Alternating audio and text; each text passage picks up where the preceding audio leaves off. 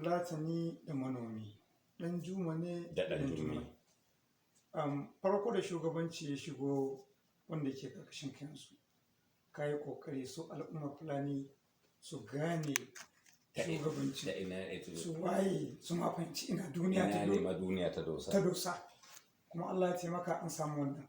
To shi manomi ta wannan ɓangare, tunda dai dole shi ma na da ruwa da tsaki cikin wannan harkar shugabancin ka, ya nemi manoma yadda shi kuma zai zauna ya fahimci wane ne bafulatani, me bafulatani yake so. To ai kamar abin da na gaya baka cewa kamar yadda kasan kasa ba ta iya zama kadai sai ta zauna da wata kasa daban. Haka al'umma ba wanda yake iya zama shi kadai. Haka kuma kabila ba ka iya shugabanci ba tare da cewa ka tabbatar cewa wannan al'umma da kake shugabanta da su wane ne take zama, kuma ina take da hakki akan wa'ancan, ina wa'annan suke da hakki akan ta, wa'annan da suke hakki akan ta cin ma sun gane cewa suna da hakki. To wannan shine muke kira participatory ko inclusive governance.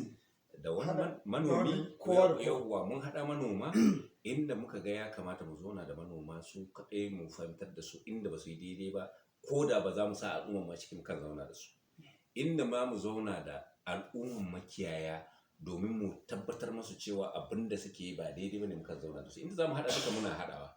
So shi yasa ka ga abubuwan suka zama ba bangare ɗaya muka ɗauka ba, a bangare kowane al'umma ai hakki ne.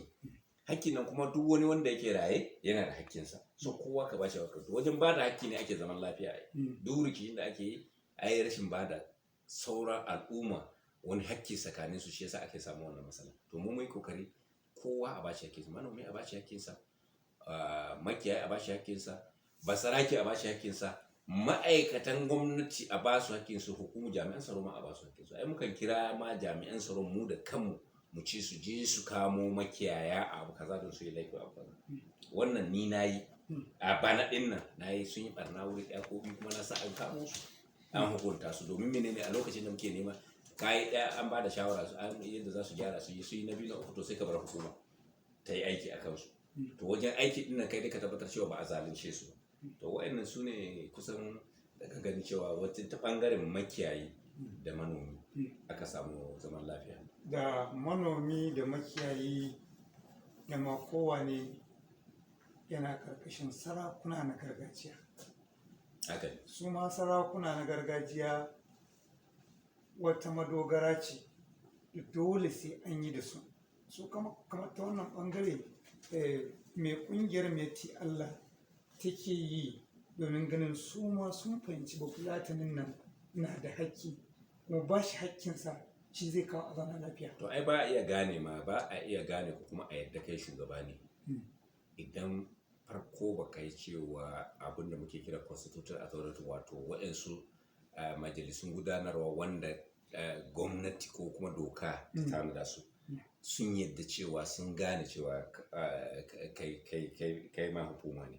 Na farko, idan kana shugaban Miyatti Allah ko shugaban makiyaya a jihar Bauchi, dole ne sarakuna na jihar Bauchi a entirety gaba ɗaya su yadda cewa lalle al'umman makiyaya ma suna da shugabanci, kuma ga irin tsalon shugabancin da suke da ita a yanzu, shugabancin da ta yadda cewa lalle za ta kare ma kowa da kowa hakkinsa.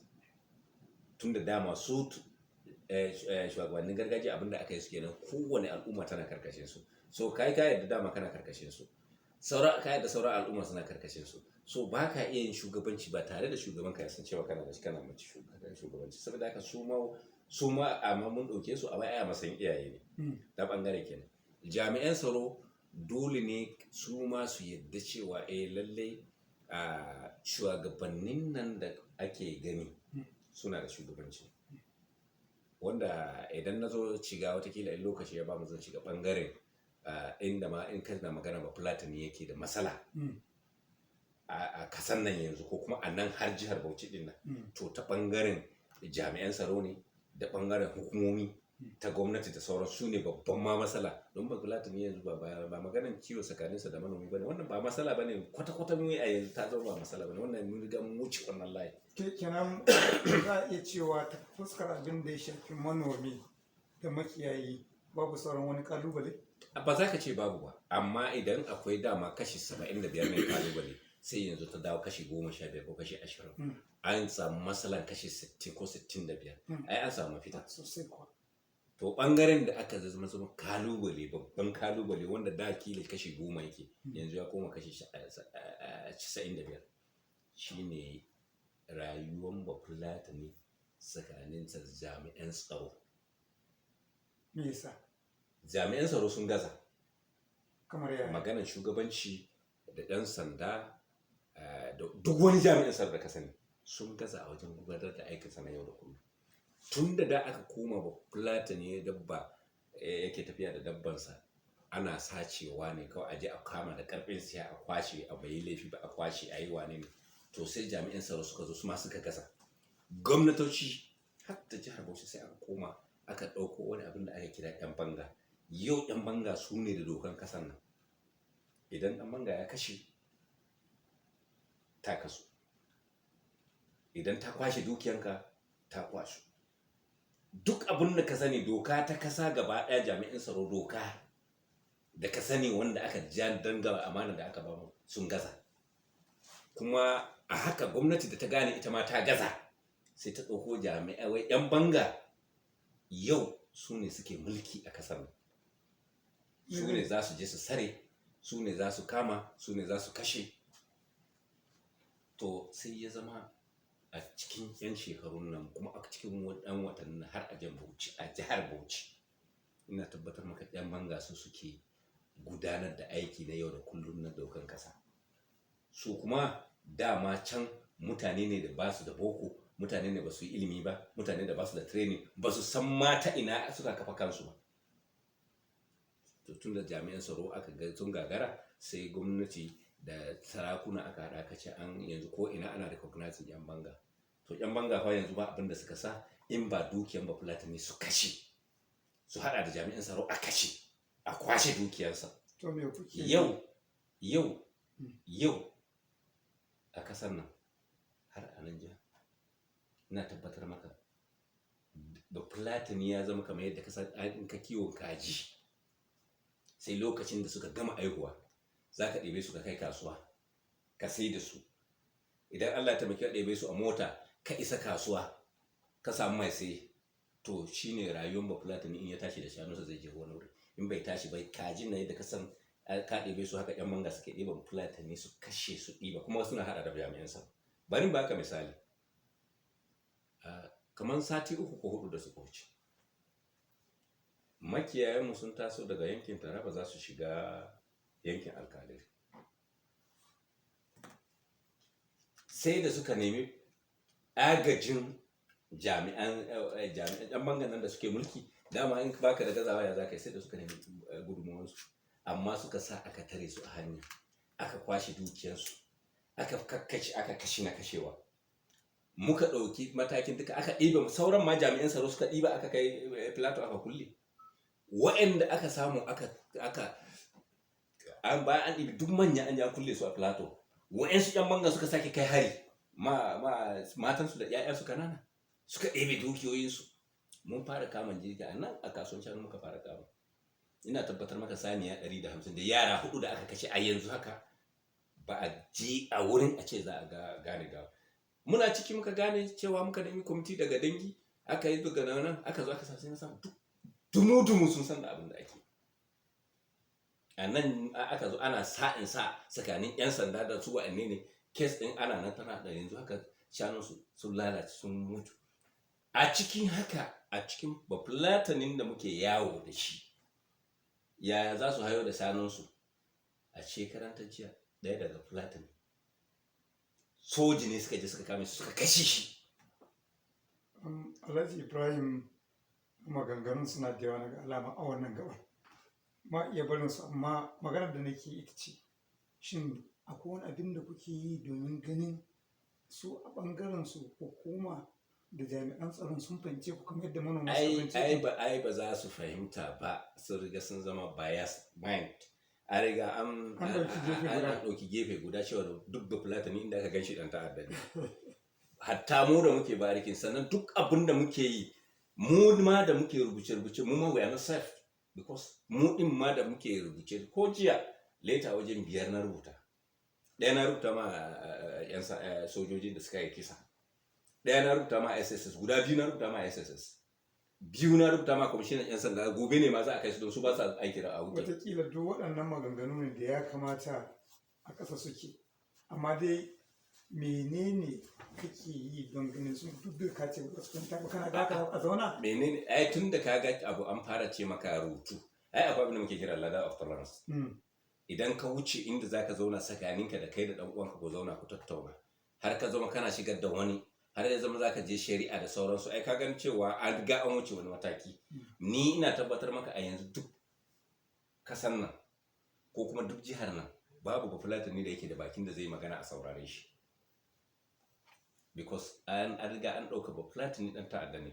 Kai da kake yaki ma ka tabbatar cewa za a zauna lafiya. Abinda nake so ka gane kuma, ko kuma duk wanda mai sauraro nake so ya gane, wallahi za a dawo inda aka ki. Bafulatani ne fa shi ne wanda ya gaji ya zo ya buɗe kirji ka dake shi ya je ya jinya ya dawo ya rama. So mun gaji rama ko ne, amma yanzu muna ladder of tolerance, ana ta biyayya by the time in abu zai gagara mu ma sai mu janye hannunmu. Su bafulatani baka bukatan ka guide ɗinsa a yadda zai kwace inshinsa, to amma ba ma so a kai wannan level. Kaga to ba ma so a kai wannan level. Wannan shi yasa muke faɗa masu ji su ta hanyoyi duk makaban da muke bi, muna bi da rubuce da wane ne da ba. Amma yanzu in bafulatani in shugabannin mulka rubuta takarda da kasar takardar kashi aka jefa ta, ba ma wanda zai respond ɗinka. To Alhaji Ibrahim, Allah ya sa wanda kake magana sun fahimci abin da kake nufi. Wani abin da nake son tambaye ka shine, gaba kaɗan a ƙasar nan zaɓe za a shiga. Hukumar zaɓe ta yi rijista, ta kira mutane har ta rufe ma watan sake sabunta rijista ɗin nan. Ta wannan gefe a iya cewa kwalliya ta biya kuɗin sabulu a ɓangaren abin da ya shafi Fulani su je su yi rijista da za su samu damar zaɓen wanda suke so. Ai yanzu kawai abin da ya rage mana mu a wannan tsohon labari. Kullum nan ce maka shi shugabanci yana so abin da ake kira mutum ya kalli menene ya samu a baya, menene yake tafiya yanzu kuma me zai zo a gaba. Wani matsala muka samu har aka ajiye cewa bafulatani ya zama bai da daraja, ko a gwamnatance ko a wani bangare da ka sani. Sai muka gane cewa can dama a baya mutane mu ba sa iya haɗa kan al'ummar mu a zauna a dunkulu a zama sun siya maɗaurin keɗan. Duk inda ka samu sakarar farraka tsakanin al'umma to an samu babban matsala. To wannan matsala mu da muka zo abinda muka yi kokari kenan mu ɗinka ta. Shi yasa kaga shugabancin nan da ake na haɗa kan kungiya wanda nake haɗa a yanzu a jihar Bauchi. Duk bafulatan da kaga yana tsalle yana gefe to kawai yana wani abu ne na ra'ayinsa, ko kuma daga cikin hidima ne na siyasa. In aka kira wani ya je can ya ce ya je can, ya je ya dan kama da abin da zai kama, amma ko da ya je can wannan shugabancin mu ina tabbatar maka kace 90 na bafulatani a jihar Bauchi su da kunan dinta. So abin da muka yi shine muka tabbatar farko ma mun haɗa kan al'umma Fulani mu wuri ɗaya Aikin farko cewa idan muka yi yanzu ina maka alfahari a duk ko a zaɓe da za a yi, idan na ce bafulatani ka je ka ya sauran shugabanni sun yadda, na yadda cewa ni shugaba ne, su ma sun yadda cewa su shugabanni kuma na yadda su ma shugabanni ne. So tun da na yadda su shugabanni sai zama cewa mun dangulu su duk muna magana da yawo guda. Ko wasiƙa za mu rubuta yanzu idan muka zauna muka rubuta, ko in wani abu ya zo abin da muke kira mata wajen sai guda ɗaya, ko ka tambayi wa zai ce maka su suka rubuta takarda. Kaga an raba wannan farar. So haka kuma muka dunkulu muka tabbatar a shekara ɗaya da aka yi ko ɗaya da rabi da aka yi, dukkan al'ummar mu kiyayenmu da matanmu da mazanmu da ƴaƴanmu da wani wanda ya dawo da wani wanda ya bar ni dukkan mu tabbatar cewa sun yi PVC card. A lokacin abin da muka nuna ma al'ummar mu, idan yan ta'adda suna zuwa su sai AK-47 su sai wani igwa su sai wani irin bindiga, to mu sai namu a INEC mana. To sai muka tura al'ummar mu kuma muka buɗe form, duk wanda yake so ya je sai wannan bindiga na katin zaɓe. To mun saya duk bafulatani da ka sani kace 95 muna nan mun sai AK-47 din mu, wato katin zaɓen mu yana nan a surrounded a dukkan kananan hukumar guda 10.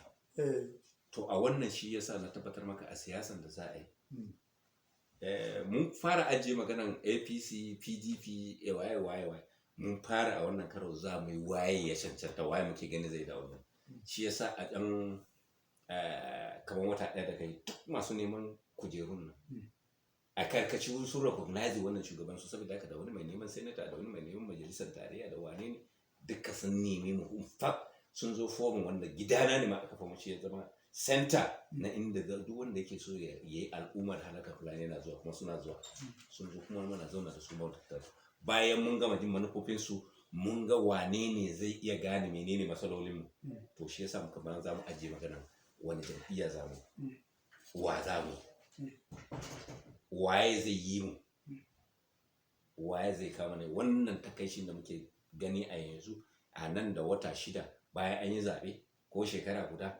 ta ya za a yi mu idan za a zo a yi gwamnati a ce to yau an kira al'umma mu fulani menene matsalar mutane ku sai mu ce ɗaya daga cikin abin da zai ina so mutane su daina tashi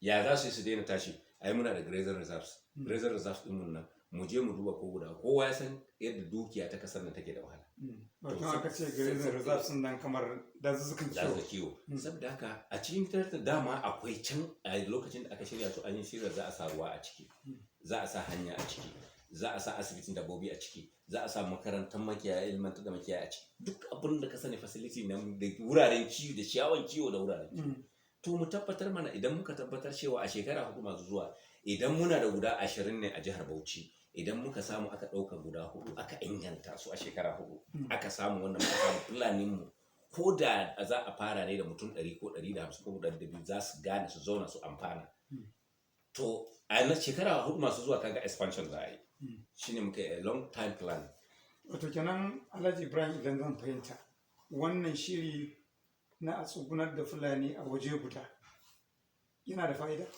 to ai dama baka da yadda zaka yi a yanzu a yadda kasa ta zauna yanzu idan ba ka ga magana su ganar da makiyaya ba gwamnati da suke magana za su ganar da su ai shirme suke ka aka je baka san yadda mutum yake rayuwa baka san ta ina yake daidai dabban sa me yake so baka san shi me yake so baka kawai ka je kai ce ka yanka policy mu a wannan shekara ba baka da baka ma shirya ka ana so sai an tuntube abun ba an tuntube mu bane wato akwai dole ne akwai planning dole sai kai a kasa kamar idan ka grazing reserve ka mata ruwa ka mata makaranta ka yi boko ba ka bukata ba a yanzu ka ce ma ba fulani yanzu shi da kansa zai dawo yanzu nake ga maka fulanin mu da aka yi kakkacewa tsakanin nan alkalari tafaɓalewa toro bauchi nan wajen dawo da shanunsu kawai daga shi ranar nan a yanzu mun rasa ba fulani wajen kusan mutum 40 da wani abu a cikin watanni 2 kuma wannan duk yan bangane suke kashe to inda ba sa tashi ina za su je su zauna wa zai je ya kashe su saboda haka ya zama dole ne ba fulatani maganan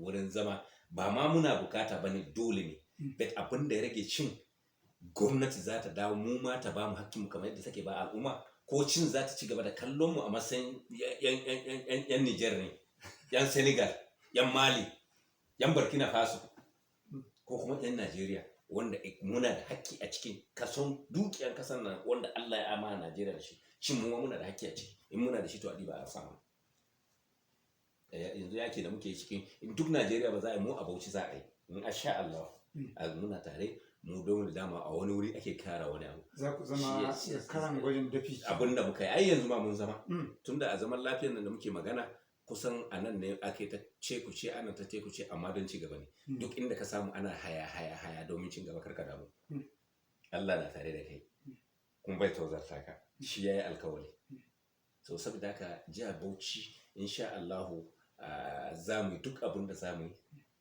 mu zama masu biyayya mu zama masu bin mu ga cewa gwamnati ta fahimci menene matsalar Bafulatani kuma ta yadda ta duk hanyar da za mu bi ta tabbatar gwamnati ta yadda cewa Bafulatani fa an bar shi a baya amma yanzu shi ma fa idon shi ya bude a sa shi a wannan kason dukiyar al'umma na kasa to wannan shine matakan da muke daukewa